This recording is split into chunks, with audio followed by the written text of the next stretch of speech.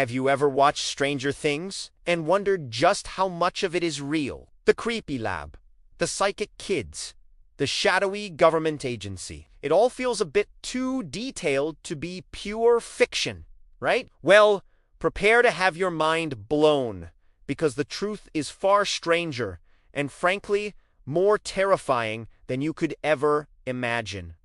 The show isn't just inspired by 80s nostalgia. It's rooted in a very real, very dark chapter of American history project MKUltra. MKUltra wasn't a fictional program from a TV show. It was a top-secret, illegal human experimentation project run by the CIA from the 1950s to the 1970s.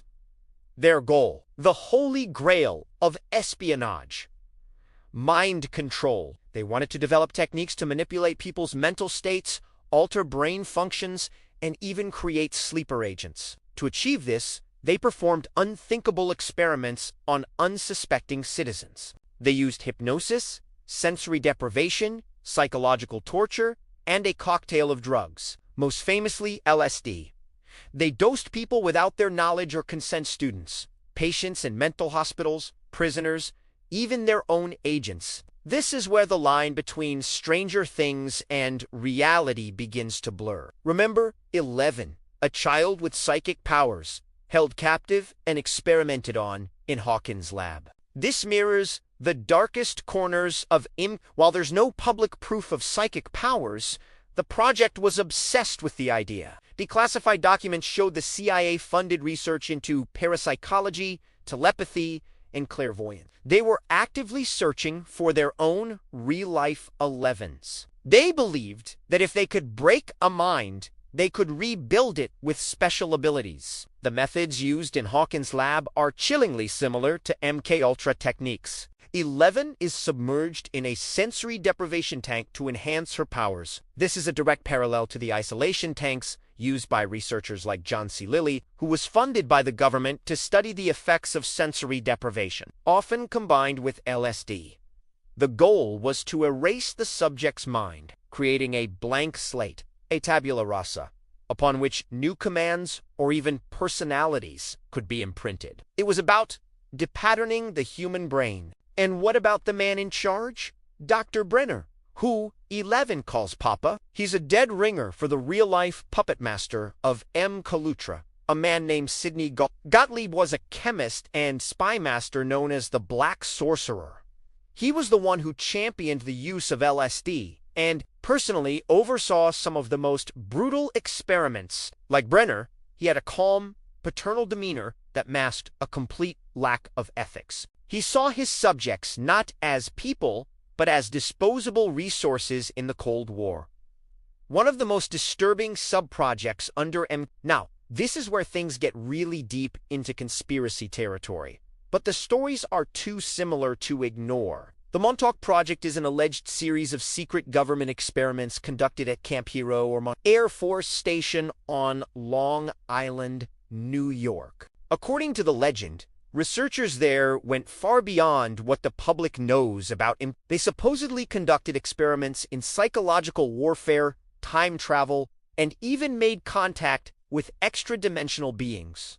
Sound familiar? The Duffer Brothers, creators of Stranger Things, have openly stated that the show was originally pitched under the title. The initial concept was set in Montauk, Long Island, and was directly based on the conspiracy theories surrounding the Montauk Project. The stories speak of kidnapped children, psychic conditioning, and the creation of portals to other dimensions. One of the central figures in the Montauk legend, Preston Nichols, claimed they could manifest objects out of thin air just by a psychic concentrating on them. In Stranger Things, 11 doesn't just spy on people, she tears a hole in reality, opening a gate to the upside down.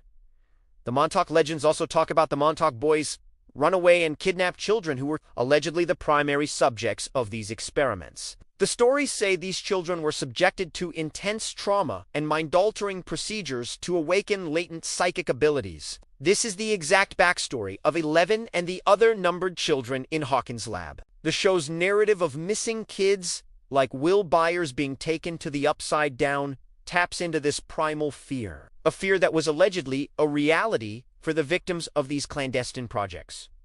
So how did this all come to light? In 1974, a bombshell report by journalist Seymour Hersh in the New York Times exposed the CIA's illegal domestic spying operations. This sparked public outrage and led to the formation of the Church Committee in the Senate, which launched a full-scale investigation into the intelligence agencies. It was through these hearings that the horrifying details of MKUltra were first revealed to the public. However, by the time the investigation began, CIA Director Richard Helms had already ordered the destruction of most of the MKUltra files in 1973. We only know what we know because a small number of documents were accidentally misfiled and survived the purge. This deliberate destruction of records means we will likely never know the full extent of MKUltra or the alleged Montauk Project, how many people were affected, how many lives were destroyed, what other monstrous experiments were conducted behind closed doors. The surviving files give us a glimpse,